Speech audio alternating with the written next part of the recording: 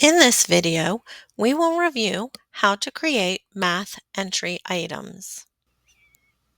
To create a math entry item, click on Items, then New Item. Once the page loads, we will begin by entering in the title. Demo Q13 Math Entry. Next, I'm going to select the bank. In this case, I'm clicking on TTW Trading Source, then SA107 CPD. Finally, click on Select. Now, I will enter in the standards that are aligned to this item.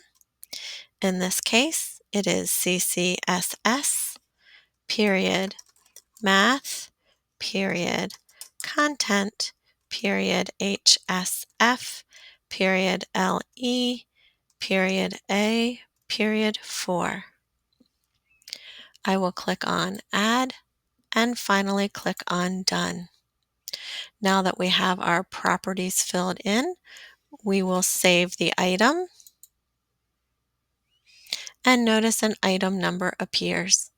Record this item number so that you will be able to revise this item in the future, make duplicates of it, and also use it on an assessment. Now we're going to click over to the Build tab. This is where we will build our item. For a math entry item, we start by entering in the question or prompt. To start, I am going to change the font size to 18, and I am going to type in the prompt. Simplify the given algebraic fraction.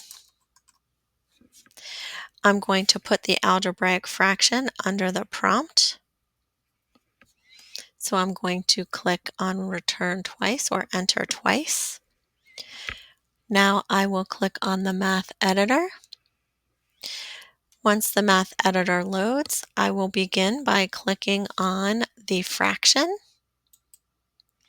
In the numerator of my fraction, I need to begin with a superscript. So I'm going to click on the superscript. X to the power of 2. To get out of the superscript, I will press the right arrow on my keyboard. Now I need minus 4x plus 4. In the denominator, I need to begin with a superscript again. X to the power of 2. Again, to get out of superscript, I will press the right arrow on my keyboard. Minus 2. Once I have my math entered, I will click on OK, and notice my Math ML box appears. I will click to the right of Math ML and then hit Enter 2 times because I want to leave a little bit of space between the prompt and the answer box. Now I'm ready for the math entry interaction, so moving over to the interaction menu, I will click on Math Entry and notice the math entry interaction box appears, and right now there are no answers. To enter in either one correct answer or multiple correct answers, you would double click on that math entry box. I'm going to click inside of correct answer and use the math editor in order to enter the response. This response is also in the form of a fraction, so I'm going to click on the fraction.